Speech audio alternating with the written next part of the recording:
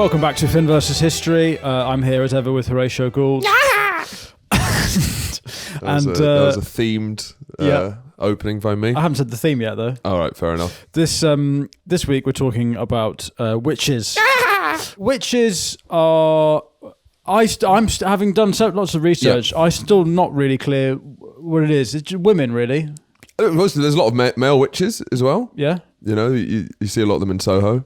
Of course. Gay men, is that what we're saying there? No, not necessarily. But yes. No, I guess a witch is just sort of like someone who's got bad vibes before you realise the word bad vibes. Well, it's a woman that you made you feel uncomfortable. Yeah. For any reason, it seems.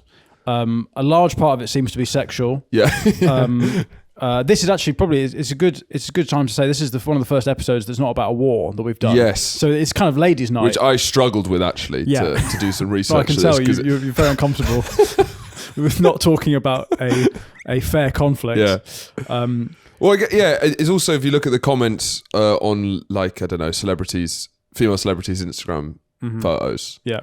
It's those kind of guys would be burning them at the stake. As witches. Oh, what, Sen Bobs? Those sort of guys, yeah. Yeah. But now they don't actually, have... the Sen Bobs guys are still burning them at the stake, I think, but that's something else. That's Indian. That's Indian marriage. Is it an Indian divorce? Is that what it is? What is that? The euphemism? Paya. Is that what it's called? She's been sent for an Indian divorce. Oh right. I've set fire to my wife. Right. Yeah. I don't know if we need a sort of you know what you mean shorthand for burning women at the stake. Yeah. The old Indian divorce. I'm not saying that enough that I need like a little wink. Have you heard what happened to Joan of Arc? She had a bloody Indian divorce. She did. It's uppity. Uppity. It's uppity women, isn't it? Right? It's uppity women. Yeah. It's women who are they have a sexuality that men can't deal with. Sometimes.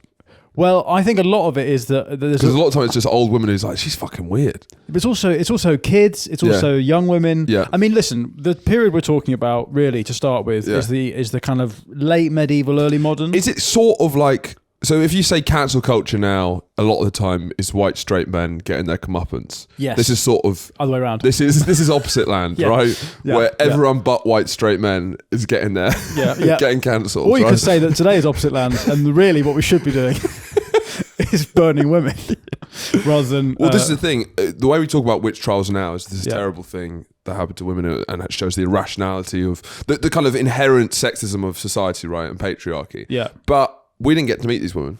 Do you know what I mean? They were almost certainly very ugly.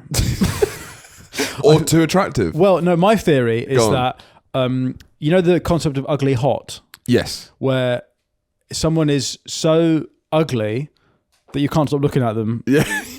And then you kind of find... What, like a 4-year-old looking at someone with a disability? Yeah, it's like when a toddler... Or to see someone in a wheelchair for the first time. When a toddler sees like a dwarf for the first time, and it's just like, do you know what? I remember that. I have a visceral memory of being 3. Yeah. Maybe I must have been definitely older, actually, 5 or 6. Yeah. In a hotel in Edinburgh for like my nan's whatever birthday. Yeah. And I saw a dwarf for the first time, and I just genuinely just like, and I was Mr. like, Beast thumbnail. Yeah. And. I just did the livid stare just on the bus, terrified. This guy's just sitting in his wheelchair, looks up, there's a 6-year-old just. It's weird how the stare is angry, it's like, what did you do in a past life? It's like the 6-year-old. Or the Glenn Hoddle. It's Glenn Hoddle. Every toddler is Glenn Hoddle staring at a disabled person. For those of you who don't know what we're referring to, surely everyone knows. I don't think they do. Well, maybe on this audience, everyone needs to know. Do you want to explain what Glenn Hoddle? Right, Glenn Hoddle, one of England's greatest ever footballers, and he was set up to be a great manager, to be honest. Yeah, we had quite an open, expansive play under him for England. It was probably the best England had played. Pre-Southgate, but obviously Southgate's so this is 90s, right? This is mid to late 90s. Right. World Cup 98. Yeah. Beckham gets sent off. That's seen as the reason we get knocked out rather than any footballing reasons. Yeah.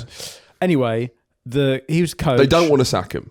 No, because he's brilliant. Yeah, he's also brilliant. he's one of the only, you'd say, footballing minds in this country that is not Sam Allardyce, just fucking have it up on. Yeah. There's a little bit of culture. There's a European nuance to it. Maybe we should pass the ball sideways for a bit. Anyway, Glenn Hoddle in a press conference. This is after '98. Yeah, not post-match conference, was it? It sort of is a pre-match conference. Right. He's taken on a faith healer who is called Charlie. You can find out what the faith healer is. So where called. this continental style's coming from is he's a bit hippy dippy, right? It feels like he's got a French girlfriend, if you know what I mean. Eileen Drury. Fine. Eileen Drury is brought in to the England camp. Now this is a bit like Eileen Drury. Come on, Eileen. Now. Do you remember that this is the same time when Arsene Wenger's come in and he's told the players to eat veg and stop smoking fags? Yeah. And Arsenal suddenly start winning things. Yeah. And all the other Premier League revolutionised. The other Premier League teams are like, hang on, you're not allowed to smoke? Well, that's not fair. Well, we could all stop smoking. We'd be fine at football if we stopped smoking. Yeah. Anyway, so it's all about like, the paradigms are shifting. She would be burnt at the stake for being a witch, by the way. Faith healers are like arguably, number one target. Arguably, if there was any justice, after Hoddle got sacked, he would accuse her of witchcraft and she would have been hanged. She would have got an Indian divorce, maybe. She would have been in divorced by an Indian man. Her bobs would be up in flames if there was any justice. Right. So Eileen Drury gets brought into the England camp, and it's the tabloids are like, "What's this hippy dippy quack doing? Witch? What's this witch doing with her witchcraft?" Yeah, and it's a bit like Southgate bringing in a sports psychologist. Yeah, except she does call herself a faith healer. Yeah. To be fair, so it's not. Well, they just stretched and played in the pool under Southgate. I think this is probably a little bit more. Yeah, I don't think she's sacrificing goats in the dressing room. But it's on the way there. Yeah, she'd only just arrived. That's true. Give her a second. Lord knows what she would have done for Euro 2000 if she'd stayed. But anyway, the tabloids get hold of this. Yeah. They keep asking Hoddle and the players questions. Yeah. And I think it's in a pre-match conference, actually. Yeah. Like in the run-up to a game. Yeah. He's asked about her... Now, is it her who's got the opinions about... Well, no, because he's found God recently, so he's very goddy. And then I think he was asked, right? It seems like he did it pretty unprovoked. I think that's the amazing thing is that he just goes, when you look at disabled people, you got to ask what they've done in the previous life. And everyone's like, I asked you what formation you were playing tomorrow.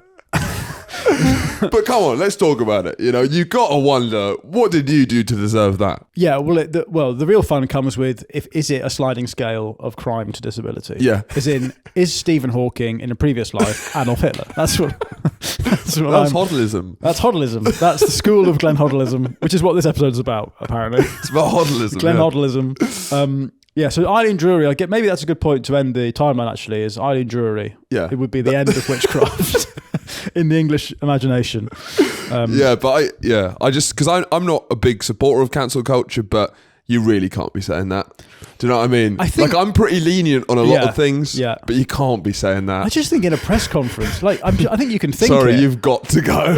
But to be bringing it up when someone's asked you whether... You've got to ask yourself, what have they done in a previous life? Does he treat...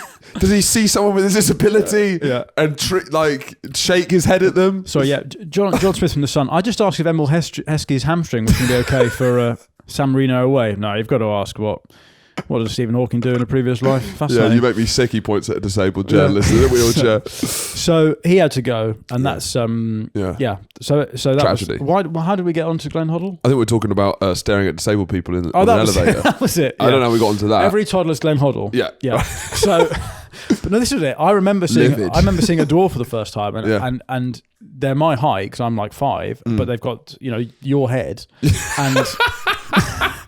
And big strong arms, and I'm absolutely terrified. Yeah.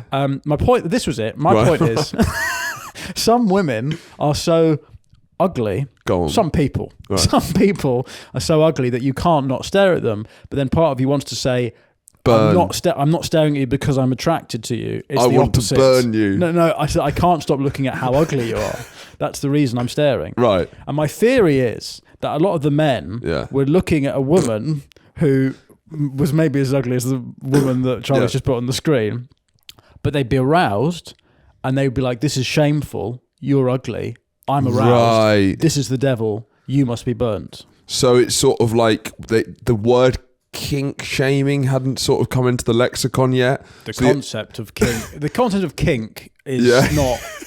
Well, they don't know what that is. The only kink is the kink on their boots, right? Yeah. The big nose stereotype associated with witches is widely considered to have originated from anti-Semitic imagery. Makes sense, yeah. Yeah, I mean, we'll get onto the German witch hunts, but all I'll say now is that a lot of seeds are sown. Historically, it is dangerous to have a big schnoz. Yeah. If you're just a guy with a big schnoz, it's dangerous. Someone will find you. Yeah. Maybe we should do an episode on the history of having big noses. Because if you join the dots, they're the real persecuted people. Exactly. Yeah. But anyway, so now there's a big diversity push. That's why all ITV dramas, everyone's got a ridiculously big nose, huge honkers. Even in biopics, they still have to be played by people. Yeah, like Bradley. What's his called? Bradley Cooper. Yeah, of course. He was trying to. Yeah, that should have gone to Adrian Brody, someone who actually truly has a massive nose. Yeah, do you hear about Adrian Brody on the Brutalist?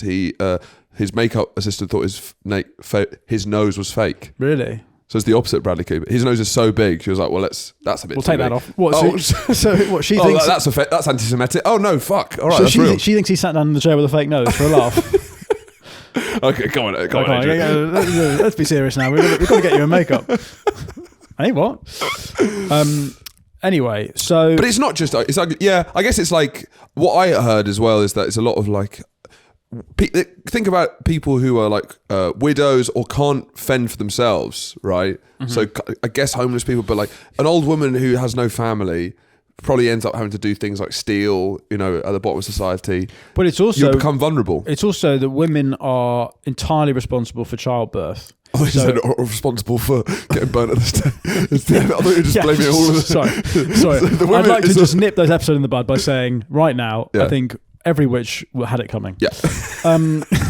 No, women are entirely responsible for childbirth. So anything that happened, anything that went wrong, which it obviously did all the time. Oh, of course it did. Was they went, well, who was the midwife? Well, right, she's a witch. Yeah. Which is a kind of, I don't know when we'd want to start this. You'd hate to be caught as a male witch, though. It just feels...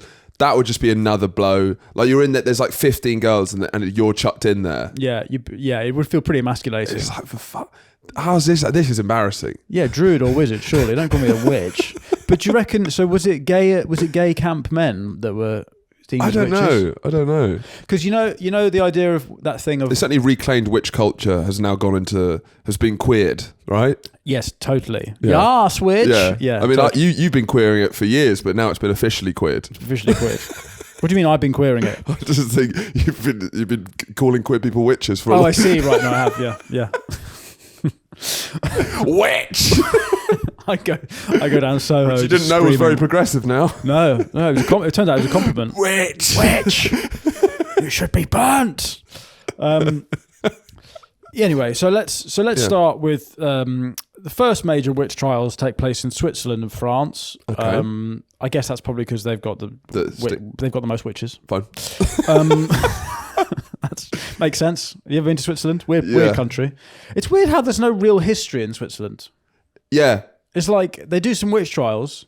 I reckon this is maybe the only time we'll ever mention Switzerland on this podcast. Yeah. Well, everyone uses Swiss mercenaries. Oh, really? Over this period. But then the big weakness of the Swiss is they all get very homesick. It's a weird thing. But have you been? No. It's shit. Is it? Yeah. But the beautiful mountains, the Alpine. Well, yeah, that bit's fine. Yeah, fine, right. No, as in the, like if you're looking at a Milka packet, you're thinking that looks nice. Yeah. But then you go to Switzerland and you go to like the cities. You meet the purple cow. Yeah, you meet the people, the cow. I mean, I'd love to live in an Alpine lodge. Sure, yeah. But that's not what I went to Zurich and what's it called? What's the one beginning with B? Basel. Anyway, they're both shit. Well, yeah, it's like British people without a sense of humour, right? And that's kind of all we've got. So you're just taking that away. Yeah. You're just autistic. That's all it is. Just got autism. Yeah, Switzerland just doesn't really seem to do anything doesn't join in any of the wars, even though it's bang in the middle of all of it. Yeah. Like, couldn't be a more strategically important place for World War I and II, and it's just like, nah. But then Roger Federer happens, right? So it's this, then Roger Federer. Well, it's this, then it's Dignitas, then it's Roger Federer. That is basically it. Clocks. They invent clocks? Yeah. Did the Swiss invent clocks, Charlie? Well, they certainly love making them. Can't get enough clocks. And is Lindt, is that a chocolatier? Is that guy from the adverts? Yes. Is he Swiss?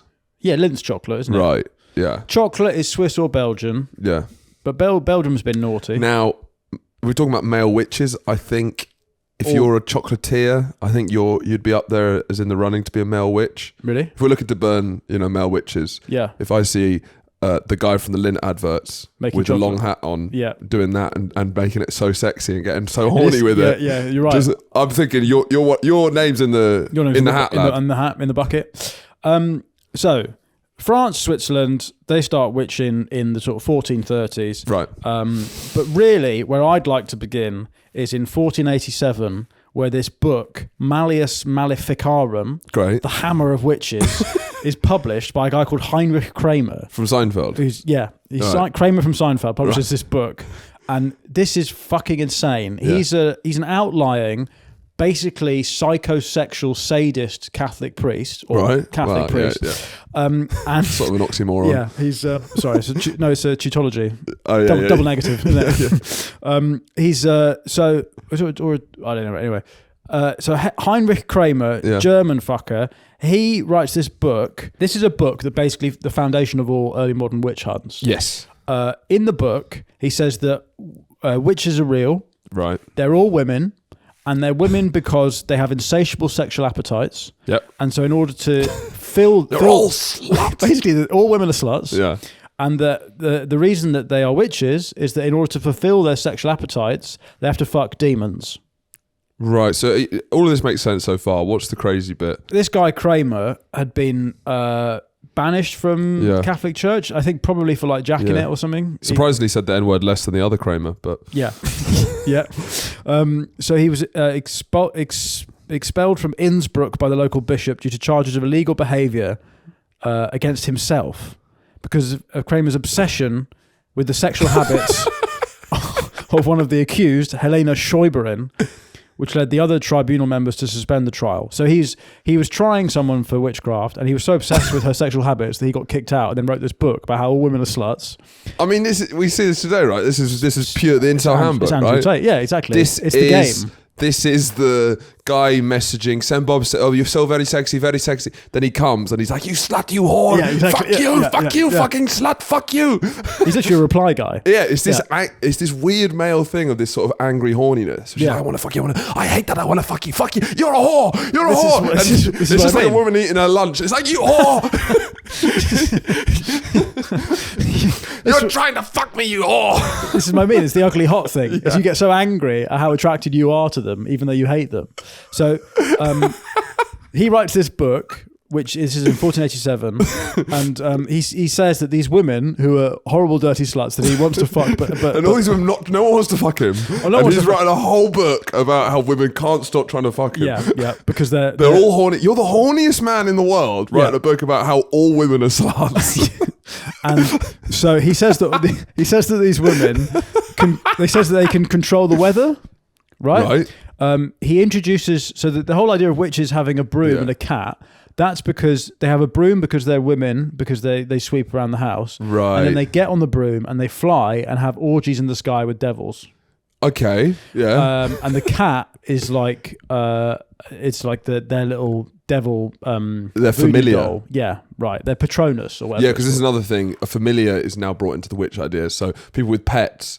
The idea of the witch or demonic forces, often they have like an animal companion. Yeah. So if you have a pet, that goes against you in the witch trial. Oh, because you must have a pet because that's just like a demonic thing to have a familiar. Like that. What's the Philip Pullman book? Oh, His Dark Materials. Yeah. Where there's like a Lyra has you have to have like a puppet or whatever. Yeah. I saw that play. How was it? Hated it. Yeah. You surprised me. Hello all, I'm going on tour in the whole month of May. I'm coming to as many cities as possible. I'm coming to Brighton. Gay. Bristol. Slightly gay. Yeah, I'm going to Leeds. Great place, Leeds. Yeah. Yep. York. Less good. Yeah, getting less good up there. Yeah. Birmingham. Ooh, grim. I'm going... Grey. Birmingham, the Middle Ages of England. Yeah, exactly. Edinburgh. I'm going to you guys. Lovely town. At Glasgow. Spicy. Spicy Edinburgh. That's how I call it. I'd love to see you out there. And yeah, ticket link below. Very good show. Very good price. Very good show. Very good price. Very real good price. leather. My show, real leather. He's speaking to Wurtzberg. Very good price. Very good. My cousin show, very good as well. His if you want to go. Show, very good cousin show. Yeah, several brothers, all of them touring at the same time. Very good. All very good shows. Bye. He said they control the weather and they make pacts with the devil, which they do this through sucking him off.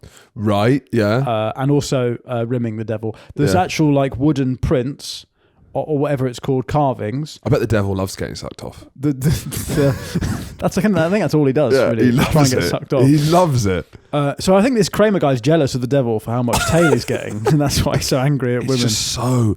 Just shudderingly horny. There's like wooden carvings of devils getting rimmed by women. Yeah. By witches, right? From like the 1590s. Yeah. I watched a documentary, and this historian, this really boring. What I also will say is that the historians who are into witches, who study witchcraft, I'd say are probably, it's one of the ugliest specialisms. Oh, really? Yes. Wait, are these female historians? But both. All genders. Okay, fine. Disgusting. Because that's quite a statement. I know. Because in general, being interested in any historical period leads to quite a lot of ugliness. Yes, but I think, as I've said before, I think World War II is the least ugly section. I think it's the most sort of normal, symmetrical faces. You're into World War II. Fine. It starts getting wonky the further back. Yeah, but then I think classical historians have a bit of class. Yes. Yeah. I think witches. It's the middle. It's witches. It's witchcraft. Charlie, get up a photo of a guy called Ronald Hutton. He taught me history at Bristol. He's a ledge, right? Absolute ledge, Ronald Hutton. Right. So shout out Ronald Hutton. But look, I mean, his big thing witchcraft. So that's Ronald Hutton.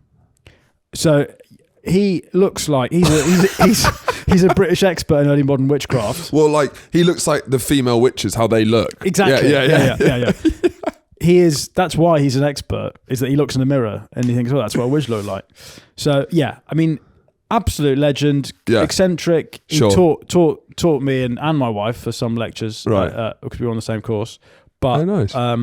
Yeah, I mean, that's what all historians look like of this period. Yes. Okay, men and women. Well, we're going to find out the ugly. We can do a ranking of who's the ugliest expertise in history because we're going to, throughout this whole series, we're going to do all of them. Yeah. So at the moment, in the Top Gear leaderboards. Yeah, I think witches are top. Also, I went to at the British Library the exhibition about medieval women, and there's one of these medieval books trying to get women to be less vain. Implies that if a woman looks at herself too long in the mirror, the devil will appear and spread his cheeks and show his arsehole. And there's this amazing wood carving which I'll actually get a photo of, that I took a photo of. This extraordinary image of just like a woman looking in a mirror, and there's this devil just like goat seeing. So this is how the witches perform their magic. They suck off the devil. Right. The witches then steal men's genitalia, which renders them impotent, and also famously causes them an unnatural lust. Right. Is that what happened to him? I'm starting to think that he has an issue with one woman in particular who maybe stole his dick and balls.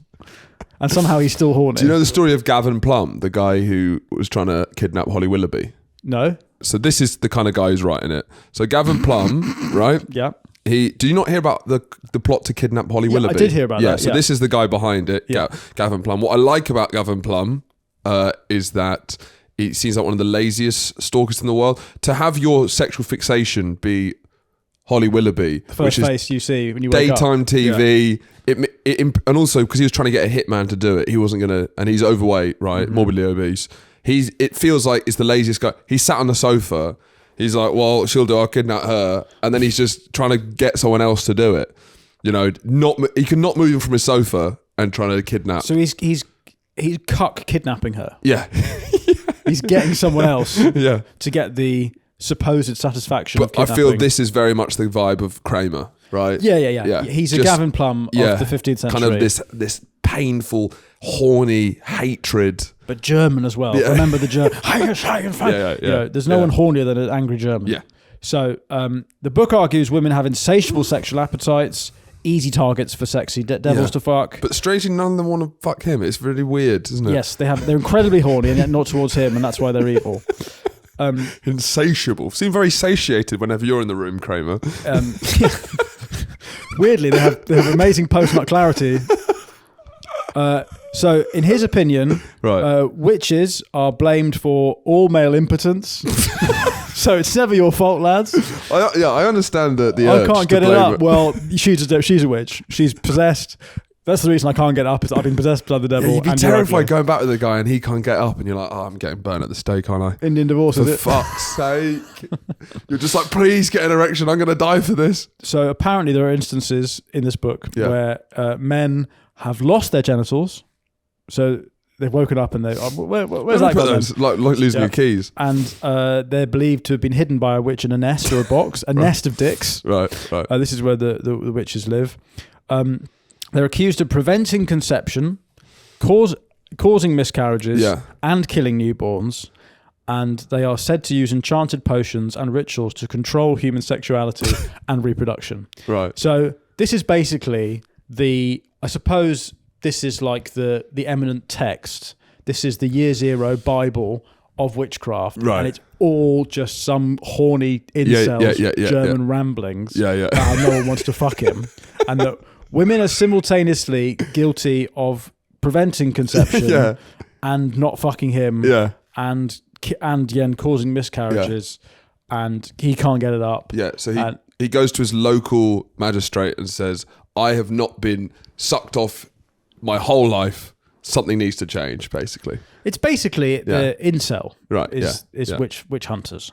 So that's kind of the guy. And they also the incels now wear like a fedora and a trilby, right? That's quite like an incelly thing, kind of like, and it's very similar to the witch hunter hat. Oh, there seems to be like a long history of the sort of the incel and the brimmed hat. So that's the kind of Year Zero for European witches. Scotland, the first place in the UK to murder a woman for being a witch. Okay, nice. Edinburgh, quite proud. That's nice. That's where my mum's from. I've got a witch in the family. Was she the woman who got murdered? Yes, very, very Presbyterian, very resilient. She took it on the chin. So the North Berwick witch trials, which is that's where my mum used to go on her holidays, which is like a seaside town from Edinburgh. That's how bleak Scotland is. Yeah, no, your holiday, North Berwick, where women are getting burnt at the stake. Yeah. So James the First, VI of Scotland. This is the one. This is annoying. He's like the trans king. He's the sixth of Scotland, but first of England. He's obsessed with witches. And it's sort of like he makes it all the rage, right? In the way that Twilight, everyone got obsessed with vampires. Yeah. Right. Yeah. It just became like there's lots of plays about witches. Macbeth was written to please James I because he was like he knew that his autistic hyperfixation was witches. Well, apparently, and this is Dan Snow's words. Okay. James I was Gospel. gay. He was gay. He was a big batty boy. Yeah, well, he was a bisexual, he said, but I guess that probably is. I heard Dan Snow said he was a batty boy. Really? I'm paraphrasing, but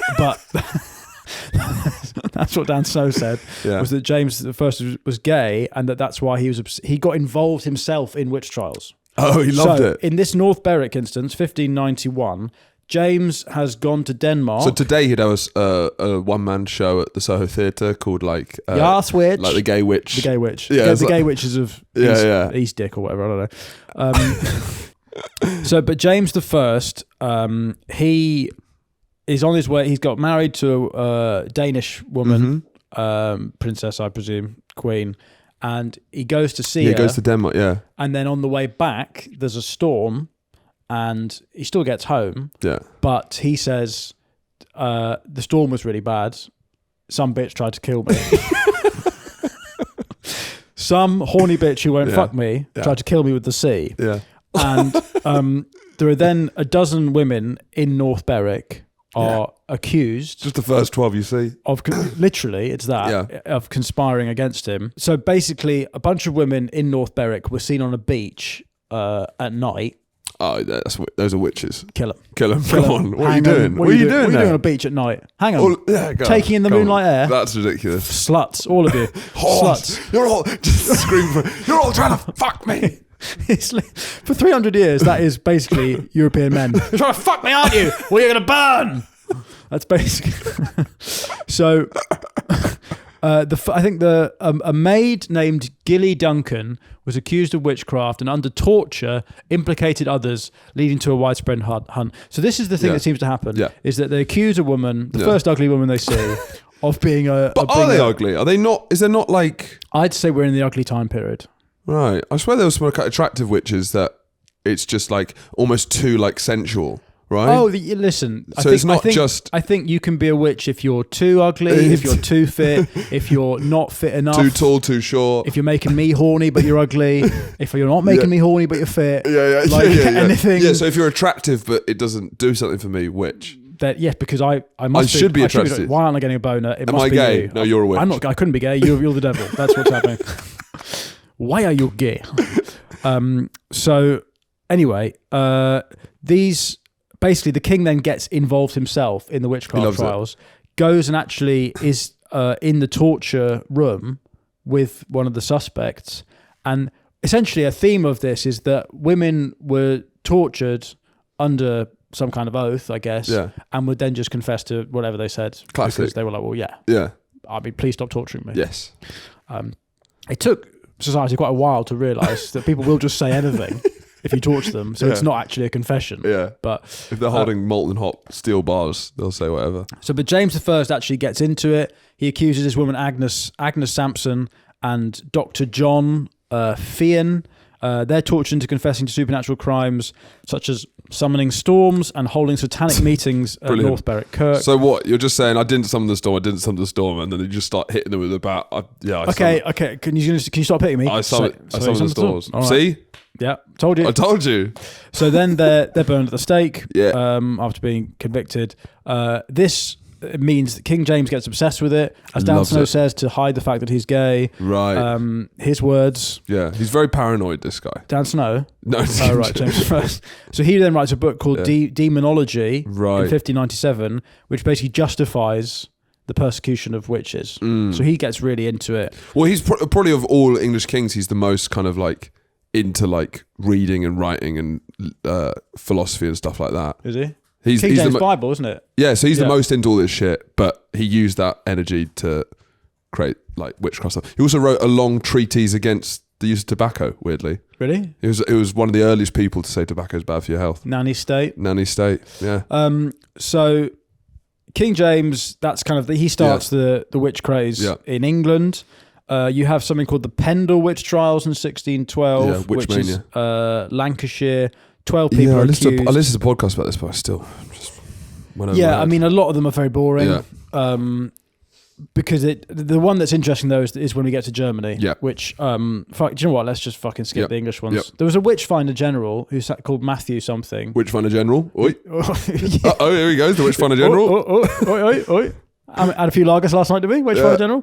Matthew Hopkins. Yeah, Matthew Hopkins. Right. So he basically killed 1,000 women in East Anglia. Okay. Under the pretense they were witches. And the government was like, yeah, all right. Yeah. So basically, sort of femicide was legal in England in the 17th century if you claimed they were witches. Wait, this is around the Civil War time, right? Yeah, it was during the Civil War. So everyone's kind of losing their mind. No one really knows what's up and what's down. No one knows what's going on. Because this is early modern period, so it's sort of... It's the bit between the Middle Ages and the modern times, right? But this is around the Renaissance, isn't it? The Renaissance is 17th century. Yes, but... So people are meant to be... Starting to, though. But do you know... I feel thick. Yeah, but I feel we've had 1,000 years of... You're in the village. Yeah. There's the cesspit. We talked about this on the First Crusades episode. Yes. That was like that. Nothing changed for Everyone 1,000 shits years. in one hole. And now suddenly everything's changing really fast, right? Yeah. Constant changes. And that's why a lot of these paranoias and end times feelings are coming, because suddenly things are actually moving. But no, they're not moving. It's just that there's Protestantism and Catholicism. Yeah. It's not like now where AI is, there's new AI. No, it's not like now, but compared to 1,000 years of just suddenly, people are painting again, all these ideas are coming in, there's the printing press, it's too much. He's painting, kill that woman. It's hyper, I'm horny. Yeah, exactly. It's just very overstimulating period, right? And it's just paranoid. It feels there was a lot of feeling that the end times were coming, right? Because this period, because it's just like, I don't know, it's how people talk about TikTok now, right? It's the death of everything. Yeah, all of that sort of stuff. So, but instead it's people reading books. Right, yeah, of course, yeah. Books are TikTok. Yeah. It's Gutenberg and they're all addicted to their books. Yeah, you see people on carriages reading. You go, oh, people used to talk back in the day. Used to talk to strangers, and they're just reading pointing the Bible. At paintings from 100 years ago, saying, "Look, not a book in sight." Yeah, look at that. They're all just being in the moment, talking to each other, and now they're all reading these sexy German filth witch books. Basically, 50 Shades of Grey is the hammer of witches. Yes, essentially. Well, yeah, but Twilight, all this stuff, it is kind of like how it just became in vogue, right? Because didn't 50 Shades of Grey essentially was fan fiction of Twilight by the Mormon writer? Do you not know that? No. 50 Shades of Grey was started from a Twilight sexual fan fiction that kind of grew out of control and became very successful. But it basically brought kink into the mainstream in a way it hadn't been. Obviously, people who have kinks are all kind of depraved, filthy people that should be very ashamed of what they do. Yeah. But 50 Shades of Grey made it like cool. Kind of just like mums can now talk about kink stuff. I like doing it upside down. You should be ashamed, Sandra. You're a mother of 3. Wash your mouth out. Go and wash your fanny in the sink. You disgust me. You're a witch. Because any justice you would have been a great witch hunter. Born in the wrong era, massive hat. Yeah, big hat, big buckle. Who else today do you think would you call it? If you had the power now to accuse people of witchcraft, what kind of people? Well, if it's a list of women that make me feel horny and I don't like it, then I've got notes. Lorraine Kelly. Right, so she's getting tried for witchcraft. She's a big witch. Right. So Lorraine Kelly does it. Yeah, she's gone. Lizzo. She's gone. Got to be gone. Got to be gone. That'd take a lot of firewood. Witch. You probably have to use coal. Yeah. Mia Malkova. Yeah. Probably a witch. A lot of fuck. I think Claire Balding would be gone. Really? She's gone. Balding's gone, really? Balding's gone. I don't think Balding's a witch. I think she's a witch hunter. Yeah. She's sat next to you. I think she's on my team. Me and Balding in big hats. Going into ITV Studios. Kelly, you're going to be burned for crimes against I don't even know what. Against my penis. Crimes against my horn. So let's get to Germany, because as ever, this podcast always comes back to Germany. It's the most exciting bit of history. Yeah. Is whatever's happening. What are these fuckers doing? What are they doing? What's going on with them? So the largest witch hunts in Europe in this period happen in Germany. Yeah. Which isn't like them. Scapegoating. Who would have thought? So there's the Wurtzberg and Bamberg witch trials, which happen in the 1620s. The Germans take something too far. They are neighbouring towns. I believe they're on the River Mainz. Yeah. Can you get a map up of Germany, Charlie, and find where Bamberg is? Because I'm imagining it's Bavaria, but I don't think it is. Everything. The Bamberg cake, right? Is that that's Battenberg? Battenberg, all right. I'm sure it's nearby. The Bamberg cake is very different. Yeah, that's 1,000 dead women. Yeah, you know how like a stripper bursts out the cake. Yeah. In Bamberg, that's not a fun. That's a dead stripper. Yeah. A woman gets drowned in the cake. Yeah. So, because I feel like Germany, just to dwell on Germany just for a second, it feels like that guy in the group who, whenever the group are all laughing about a joke, there's often that guy who it's just slightly off, or just like they top it too much. Like it's like we're all doing a bit, and then it's just he goes, and then 1,000,000 of them die, and it's like it's just not. You don't quite get it. No, that's a bit too. It's a bit too much. I felt like you meant that. Yeah. We were all joking around. It's funny because she's a whore. Yeah. No, that's not. It's actually not why that's funny. It was. Yeah. No, it wasn't. It was ironic. It's ironic. Yes. She's a slut. Should burn in hell. No. Again, yeah. You're kind of missing. It's like we're saying like they like money in an ironic way. No. They should die. They should die. Yes. Burns them in ovens. That's the joke. Yes. Yeah. The joke is that we industrially murder 6 million of them. Right. Yeah. That's the joke. That's the funniest way. That's the funny bit. I get it. Brilliant humor. So. So funny that you mentioned the Holocaust. What happens in the 1620s in What's Bamberg? That, 43 minutes? That's a new record. For not mentioning the Holocaust? Yeah, that's we've gone pretty far. I did say seeds were sown earlier. And these are now just the plants. So the Bamberg witch trials. Bamberg's a town, little medieval town, right? Like all these places in Germany. Beautiful old town. Yeah, lovely, little picturesque. De flute hooty floaty chocolate pot. Is it chocolate pot? Is that what they say? Don't know. Chocolate clock, teapot, cottage. You're right. You're struggling. There's a phrase chocolate teapot. There's a phrase. Right. There's two phrases. There's one that's useful as a chocolate teapot, which is bad, and then there's like a that's any woman who won't fuck me.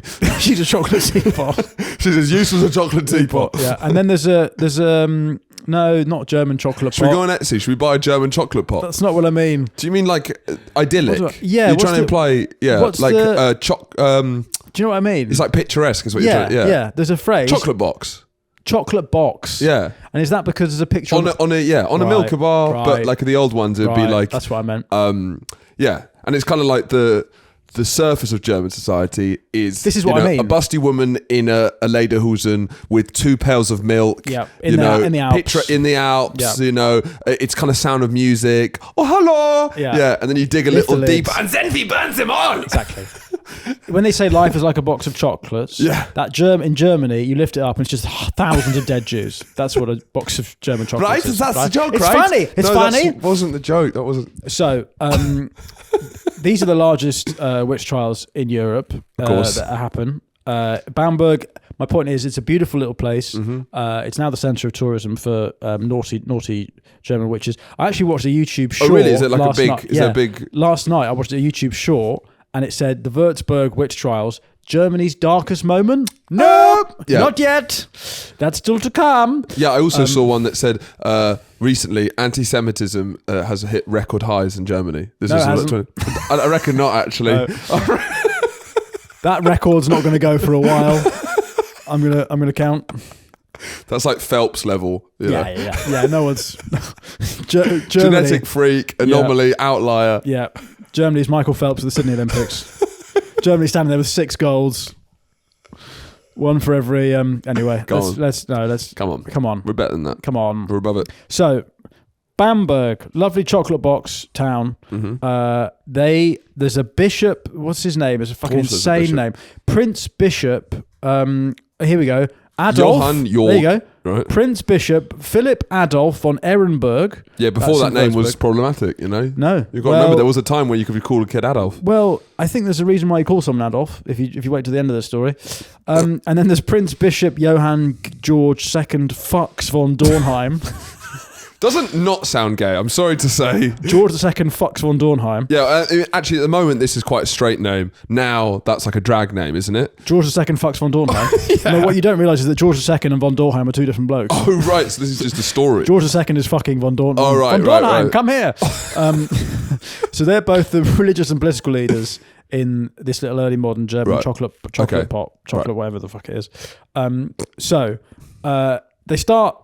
I think this is because this is in the middle of the 30 Years' War. Which is one of those bloody wars. Ever. And it's just not really talked about because, for some reason. It's basically the English Civil War on steroids in Germany. But we weren't involved. Yeah. But it's the Catholics killing...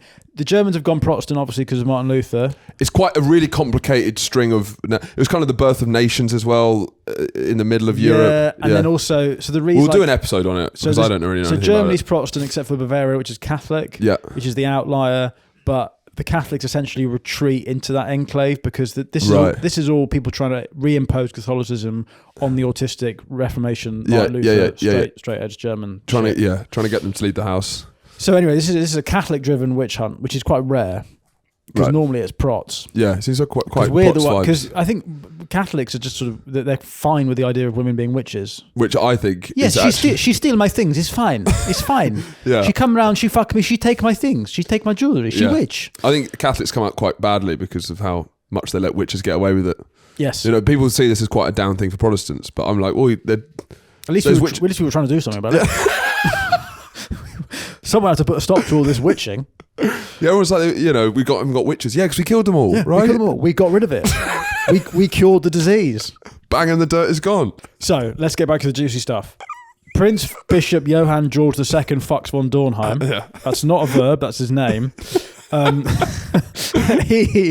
He decides that he really needs to start going for these these fucking slimy witches. Well, someone needs to do something about it. Someone needs to do something about it. It's an epidemic. He's the first Catholic to actually try and clean up the streets. Yeah, right? There's all this modern wokery. So you need someone to have an iron fist. The woke witch mind virus. Tough on witches, tough on the causes of witches, is what I say. So what he does, right, is he founds. So this guy Bamberg, bear in mind, German guy. Yeah. In a witch hunt, he builds something called the Drury House, also known as the Malfit's house. He builds. Doesn't sound evil at all. The Malfit's house. Just going down Malfit's house. Do you remember the thing? Yeah. He builds this. Right, it's the largest witch prison in the world at this time. Okay. And it contains witch ovens. Right. And it's a one-stop court, prison, and death camp. Okay. So there's you don't have to go anywhere else. It's all in one. All in one. It's like a superstore. Yeah, it's all like a all-inclusive resort. It's a retail park. It's an Asda, but it's got McDonald's and a bowling alley. Everything's covered. You don't have to leave the hotel. No, you don't have to leave the hotel. Well, you're not going to leave. No, you'll never leave. You'll never leave. But the reason that I like this so much is that there are always people that go, well, you know how Britain invented the concentration camp? And fuck did we? Germans had death camps for witches in the 17th century. Yeah, it's interesting that doesn't be brought up. No. Is that an exclusive? Maybe. Yeah. Witch ovens. I mean, ovens. You can't hide. There's something very Hansel and Gretel about that. Weirdly. It's something very witchy about. This is what Nazism. I mean, Hansel and Gretel's a German thing as well. It's all in there, man. Yeah. It was always going to happen. Right. It was inevitable. I can't work out whose side you're on. Neither can I. When you say it's inevitable, you mean if you're going to be a witch, you're going to get burnt in an oven? No. I'm talking about Nazism.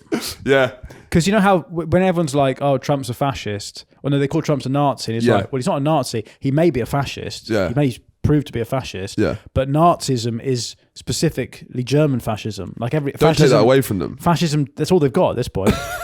Fascism takes the form of the country specific nationalities. Yes. Right? Yeah. That's why Italian fascism was sort of so hopeless. Hopeless. Take a nap. You can't. We will nap for longer. Stop going to work. Squeeze more women's assholes, please. Please, somebody. Eat more pasta. Feel more tired. There's like stories of like the Italian like ships in the Med being sort of like party boats. They'd be like meant to be patrolling. Cruises. They're cruises. The Italian Navy is a cruise. But nah. It's like a bunga bunga party. Listening to the shittest music. When my mate got married in Italy, actually is what I got this suit. Got these suits made. I was his best man, and me and the ushers were in charge of the music for the. And obviously, most people there are Italian. There's a small cohort, much like the invasion of Operation Avalanche. We land at Salerno. We're immediately outnumbered. Yeah. We're desperately trying to cling on to a foothold in the mountains. there's about 20 Brits trying to put some good music onto the dance floor. Right. But the Italians are just relentless in their demands for the shittest music ever known. Play Bob Sinclair, right? And they're just asking for awful, trashy house. And there then became we spent like 3 hours making this playlist with like LCD sound system, hot chip, fun, like millennial wedding bangers. Yeah. And then after 10 minutes, it became a game of who can play the shittest song to get the Italians on the dance floor. And genuinely, like, I'm blue, they're all there. The grandmas are there. Yeah. Like Italian grannies, nonnas are like lifting their shirt up to Darude by Sandstorm. Like it's crazy. Don't besmirch Darude. My point is that in the Bamberg witch trials, they build a little chocolate box concentration camp. Oh, so sweet. Your own concentration camp. It's so funny. Which is, I mean, it is very Hansel and Gretel being the cottage. Oh, it's a nice old lady. Now you're going to get banned. Exactly. Yeah. So 1,000 people are executed and they're tortured. And we should go into some of the torture methods. How many of these are women? Is it all women? No, there's kids. Kids as young as 8 are like tortured. There's some men. But the men are mainly accused if they defend their wives. Right. So if they're like, that woman's a witch, and you're like, no, she's not, then you're like, well, you're a witch as well. So basically, if you're a man, the only safe place to go, yeah, I know she probably is. Yeah, she is. Yeah, she is. I don't know why I married her. So we should probably go into the torture methods, but we could do that next time. Dorothy Good, who was 4 years old when she was accused of witchcraft. Salem. So I think we pause here. All right. And we in the next episode we'll get onto the torture methods, and then we'll deal with Salem, which is the big one. Right. Yeah. So that episode is already on the Patreon. You can sign up to become a truther. But either way, thanks very much for watching, and we will see you next time. See you next week.